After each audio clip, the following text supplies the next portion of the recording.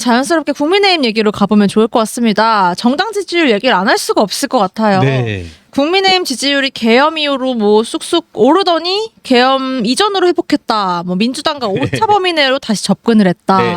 이런 결과들이 나오고 있어요. 뭐 네. 처음에는 다소 공신력이 없는 여론조사인가 했더니 이제 갤럽, 리얼미터에서도 맞습니다. 그렇게 나오고 있단 맞습니다. 말이죠. 이거 한때는 민주당 국민의힘 더블 스토어까지 벌어졌었는데 그랬죠. 확 좁혀진 것 어떻게 원인을 분석할 수 있을까요? 그 이유 분석 중에 하나가 그거였죠. 보수층의 결집이다. 그렇죠. 네. 지지율이 올라가는 것이 지지층이 결집하고 있다.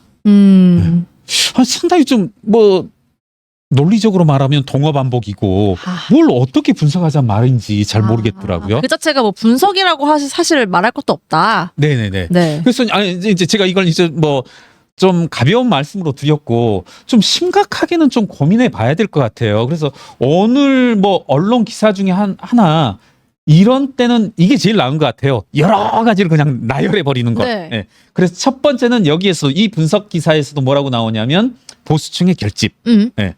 첫 번째. 두 번째는 이재명은 안 된다라는 위기감 그리고 뭐 그에 대한 공감. 네. 네. 세 번째는 뭐 두 번째랑 비슷한 것 같아요. 계엄 이후 민주당의 과격한 대응 등. 아하. 저는 그래서 두 번째, 세 번째이다. 네. 이게 맞지 않나. 결국 민주당. 예. 네. 저는 오늘 오전에 최상목 대행과 이 민주당 이재명 대표가 만났더라고요. 그렇죠. 예. 이분이 오늘 어떤 말씀을 하셨냐면 한번 그대로 일단은 한번 들려드리겠습니다. 물리적 충돌로 인한 불상사가 있어서는 절대 안 된다. 체포영장 집행과 관련해서 네. 이재명 대표와 만남에서 그렇게 얘기했다고. 최대행이요? 예. 그리고 여야가 논의할 것으로 예상되는 특검법과 관련해서 위헌적 요소가 없는 특검법안을 여야가 함께 마련해 주길 부탁드린다. 예, 그렇습니다. 그리고 또 하나 경제 이슈에 대해서도 언급을 하셨더라고요. 민생 법안들이 조속히 통과됐으면 한다. 민생 경제를 위해서 정부는 올해 예산 40%를 1사분기에 조기 집행하고 70%를 상반기 조기 집행하는 데 매진하고 있다. 그리고 마지막 국회에서도 민생 경제 통상 분야 등에 있어서 여야정이 함께 참여하는 그런 국정협의를 활발하게 해주시길 기대한다. 이런 말씀을 하셨는데 네. 저는 솔직히 말씀드리면 약간 감동을 받았어요. 그랬었어요. 네. 그러니까 계속된 비유로 따지자면 홈플러스를 들어갔더니 딱 앞에 여러 가지 그간 못 보던 라면, 뭐 그다음에 비타민, 예. 뭐 식기세척제 그런 것들이 있어. 네. 그러니까 어떻게 보면 당연한 건데 홈플러스에 가면 그런 것들이 당연하게 있어야 되는데 그런 것들이 있어. 그럴 때 이제 감동을 받은 거죠. 근데 이에 대한 이재명의 발언이 저는 역시 기대를 저버리지 않더라고요. 뭐라고 했죠? 저는 이제 그 부분이 기억나는데 예. 일단 6글자. 주범은 최상목. 주범. 네. 현재 이 혼란스러운 전국에 대한 네. 주범이겠죠? 저는 정말 한치의 기대를 벗어나지 않는다. 아하. 대한민국 가장 불안하게 만드는 주범이 최상목이다. 저는 어떤 정신세계면 이와 같은 발언을 할 수 있는지. 네. 저는 그래서 국민의힘의 지지율의 급상승 그리고 뭐 오늘 이제 뭐 구체적인 수치는 말씀 안 드릴게요. 부대되는 조건이 너무 많아서. 그러니까 예. 리얼미터 여론조사에서도 근접했었잖아요. 뭐 근접했죠, 사실 여야. 뭐 뭡니까 오차 범위를 따지기조차 민망스러울 만큼 근접해 있던데 지금 이런 모습이 다 원인이 이재명 대표 민주당의 모습이 다 원인이다. 이걸 지금 누구만 모르고 있냐면 이재명만 모르고 있는 거죠. 아하. 그리고 또 하나 이제 제가 항상 주목하시는 분 중에 하나가 이제 유시민 씨인데 유시민 씨의 발언도 인상 깊더라고요. 네. 자기들끼리 마약을 나눠 먹고 밤새 춤추는 것과 비슷하다. 자기들끼리 믿기 위한 여론조사로 불안해할 필요가 없다. 지금 이렇게 보는 거죠. 자기들이라면 이제 그 국민의힘 여당, 국민의힘 네. 지지자들인 네, 거죠. 네. 그러니까 저는 이것만큼 뚜렷하게 지금 여론의 어떤 방향, 향배를 잘 설명해 주는 것은 없다. 아하. 이러면 또 이러잖아요. 네. 너 지금 윤석열 계엄으로부터 네. 말미암은 이와 같은 사태에 대해서 또 민주당 탓하냐. 근데 저는 조금 주저주저했었는데 이야기해야죠. 네. 저는 한편으로 진짜 민주당이 대단한 게 네. 윤석열이 계엄을 발동하고 내란에 준하는 상태, 내란 상태를 초래하였음에도 불구하고 국민의 여론이 비슷할 수 있었던 것은 네. 일관되게 비슷할 수 있는 것은 민주당 니들 잘 봐라. 국민의 눈에는 저는 윤석열이든 이재명이든 비슷하게 보인다. 국민의힘이든 민주당이든 비슷해 보이고 우리를 위한 정치 산업의 공급자, 네. 종사자로는 보이지 않는다. 둘 다 마음에 들지 않는다라는 강력한 메시지 아닌가. 그렇군요. 이런 생각이 듭니다. 그 결과가 지금 나오고 있는 이 비등비등한 여론조사 지지율, 정당 지지율. 예. 사실 그 계엄 선포 직후는 이러진 않았어요. 그렇죠? 아, 그럼요. 물론 계엄에 반대하는 분들, 계엄을 비판하는 분들이 정말 9대1, 8대2 정도의 비율이었잖아요. 저는 정당 그러니까 지지도. 말씀드리기 조심스럽고 아주 살짝 내비쳤던 게 뭐냐면 네. 국민의힘이 살아날 수 있는 유일한 방법은 이 여론이 9대1까지 가야 된다. 우리 소위 아예. 그러잖아요.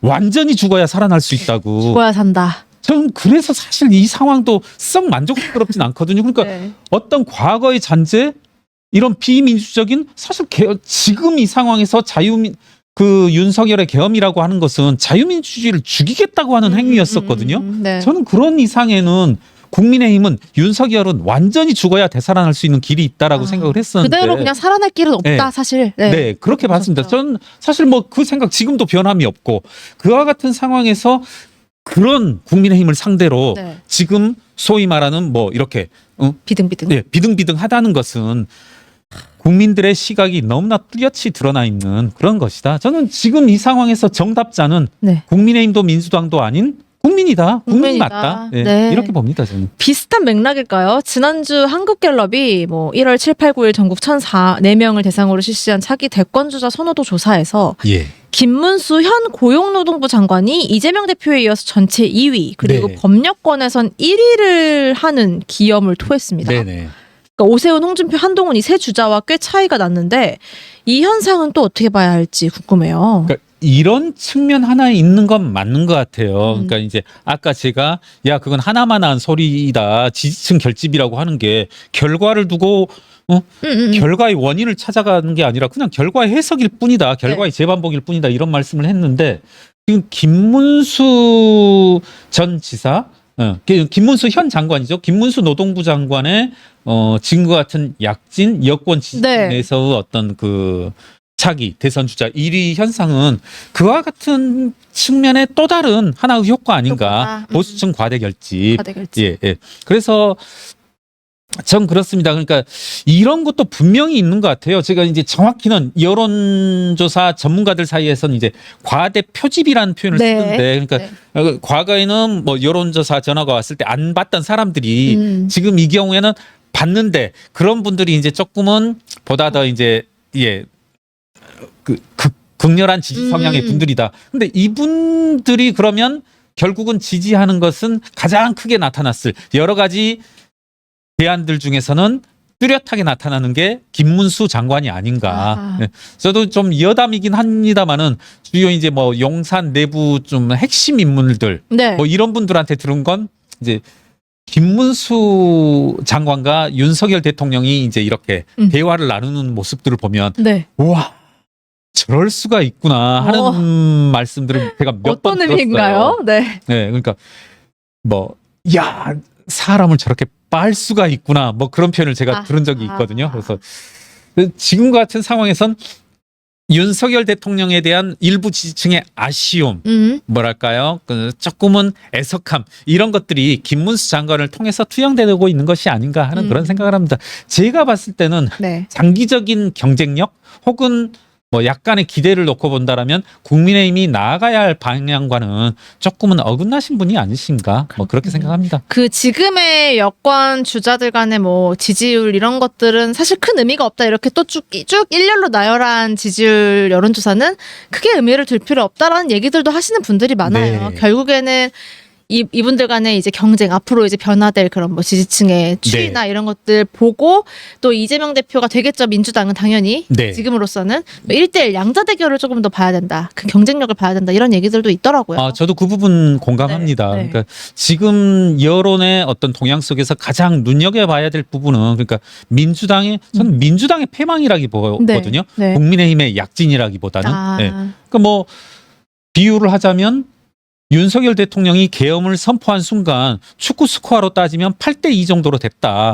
그리고 더군다나 이 상황에서 국민의힘은 침대 축구를 하겠다고 나선 상황이었었거든요. 그랬던 상황이죠. 그러니까 8대2로 지고 있는 상황에서 모든 11명의 선수들 누구도 하프라인 넘어서 공격을 하지 않겠다는 침대 축구를 하겠다고 한 상황에서 지금 스코어는 8대2에서 8대5, 8대6, 8대7까지 됐어요. 결국 그러면 이 골 8대2에서 8대7이 된 5골은 누가 넣냐.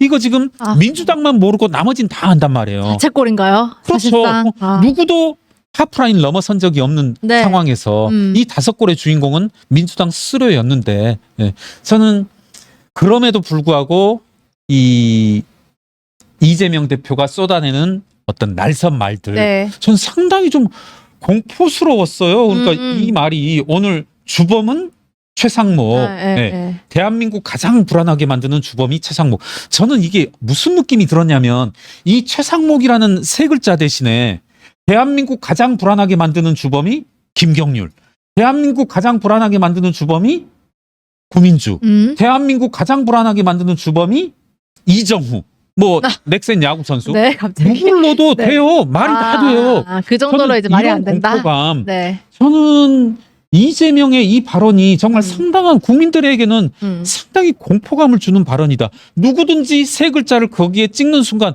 누구든지 공공의 적이 될 수 있고 이때의 공공의 적이라 하면 개딸의 적이 될 수 있고 표적이 될 수 있는 그런 무시무시한 세상이 올 수 있다. 예. 네, 저는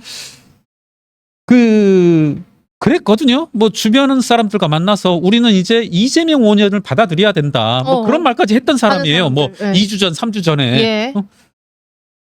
윤석열이 계엄을 발동한 순간 국민의힘이 자임했던 자유민주주의자의 어떤 대행자로서의 역할은 끝났고 적어도 5년간 끝났고 이재명 5년을 받아들여야 된다고 봤는데 저는 이 의문 이제는 저의 그 발언을 조금 취소할 순간이 좀 다가오고 있다. 그렇군요. 이재명 5년이라고 하는 것은 이와 같은 공포의 시간일 수 있다. 대한민국 가장 불안하게 만드는 주범이 바로 지금 이 유튜버를 시청하고 있는 시청자 여러분일 수 있다. 언제든지 표정. 이재명에 의해서 개딸들에 의해서 보고 있는 당신이 지목될 수 있고 당신이 언젠가는 공적이 될 수 있고 네.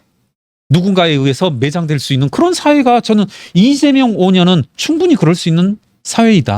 이 한동훈 전 대표가 강남의 카페에서 목격이 됐어요. 사진을 지지자분 한 분이 찍어서 이 팬카페에 올리면서 이제 뭐 건강해져 보이고 살이 쪄 올라 보여서 보기 좋았고 뭐 인사를 했는데 잘 받아줬고 이런 얘기들을 좀 담아서 이 커피를 주문하는 모습을 찍었단 말이죠.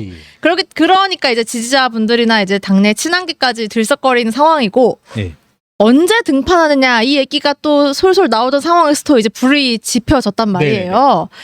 어떻게 예상하세요? 이 목격담이 목격 사진이 등판 속도를 더 부추길 수 있을까요? 예전에 이 자리에서도 얘기했지만 그 한동훈 전 대표는 눈에 띄더라고요. 저도 맨 처음 봤을 때 사실은 깜짝 놀랐거든요. 그러니까 계속 이렇게 사진 속에서만 이렇게 뭐 혹은 동영상으로만 보다가 사실 실물을 처음 본 게 그렇게 오래되진 않아요.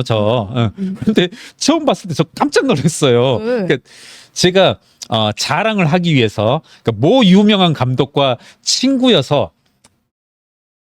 유명 배우 누구시죠? 박해일. 박해일 씨를 한번 술자리에서 본 적이 있거든요. 근데 제가 딱 들었던 느낌이 와 머리가 저렇게 작을 수가 있구나 이거였어요. 연예인은 달라요, 확실히. 그렇죠? 한동훈 전 대표를 처음 봤을 때 정말 머리 작다. 진짜? 이 생각이 맨 먼저 들었었는데 그래서 한동훈 대표는 눈에 띌 수밖에 없다. 눈에 띌 수밖에 없는데 최근에 그와 같은 사진이 나왔다는 것은 정말 짚고 있다. 그리고 모두가 알아보는 이제 얼굴이 됐잖아요. 뭐 마스크도 뭐 써도 알아볼 텐데 뭐. 그러니까 저는 역설적으로 그와 같은 모습이 공개됐다는 것은 칩거의 반증이다. 잘 칩거하고 있다. 그러니까 이분은 제가 봤을 때는 그러니까 어디 나오면 눈에 띌 수밖에 없는 그런 것 같아요. 무조건 사진 찍히고. 이게 뭐 제가 뭐 듣기 좋으라고 하는 얘기는 아닙니다. 꼭 그것이 장점만은 될 수 없으니까. 친한계에서도 제가 최근에 보니까 새로운 단톡방이라고 할까요? 채팅방을 이제 만들었더라고요. 뭐 시작 투 이런 이름으로. 그러니까 그만큼 한 대표를 기다리는 거죠. 저는 계속 근데 제가 말씀드리고 싶은 건 이 자리에서 시청자분들과 공유 혹은 제 주장은 한동훈은 기다려도 된다. 기다려도 된다. 그리고 만약에 때가 안 오면 5년 후에도 된다. 어. 그래도 안 오면 10년 후에도 된다. 그러니까 저는 뭐 급할 필요 없다. 네. 누누이 말씀드리지만 한동훈의 시간은 저는 지금 같은 순간에서는 국민의힘과 민주당이 만들어줄 거다. 이 말씀은 국민의힘과 민주당이 대안을 만들어주지 않는 이상, 네. 특히나 이재명이 주범은 최상목이라고, 저는 주범은 국민이라는 선언의 다름 아니라고 보거든요. 오늘의 그 발언이. 아까 한 발언이, 아까 한 최상목의 발언 중에 네. 뭐가 도대체 불편할 수 있겠습니까? 아하. 네. 저는 이건 국민 모두가 주범일 수 있다라는 그런 선언이고 네. 어떤 그런 공격이라고 보거든요. 네. 그래서 저는 민주당이 특별히 달라질 수 있을 것 같지도 않고 다른 목소리가 나오고 있지 않는 이상 둘 중에 하나의 조건은 충족되어지고 있다. 민주당이 변하지 않는다는 네. 그런 조건. 그런 의미에서 한동훈 대표가 정치 일선에 복귀할 수 있는 명분은 조금 이제 차곡차곡 쌓여지고 있고 국민의힘도 바뀐 모습이 나오지 않는 이상 지금과 같은 모습이라면 한동훈의 시간은 전 올 것이다. 것이다. 다만 꼭 좀 다시 한번 말씀드리고 싶은 건 한동훈은 얼만큼이든지 시간이 있다. 기다리는데 조금 조급하게 움직일 필요 없다. 전 그렇습니다. 네. 네. 그리고 한동훈 정도의 역량이라면 네. 굳이 뭐 이렇게 예를 들어 저 같은 사람이 내일 모레 시험 있다 하면은 열심히 공부하고 뭐 어쩌게 하고 벼락치기 하고 뭐 이렇게 앞글자만 딴 이렇게 암기법도 공부하고 해야 되지만 저는 한동훈 정도의 역량이다라고 하면 뭐 시간이 촉박하진 않다. 네. 언제 어느 때든지 본인의 역량을 으로 할 수 있는 사람이기 때문에 더군다나 조급해할 필요 없고 조금은 전 오히려 이렇게 측근 인사들 속에서 측근이란 이름으로 자꾸 이렇게 복귀를 종용하고 부추기고 하는 모습들 이런 게 오히려 실책을 유발할 수도 있는 그런 요소가 아닐까. 네.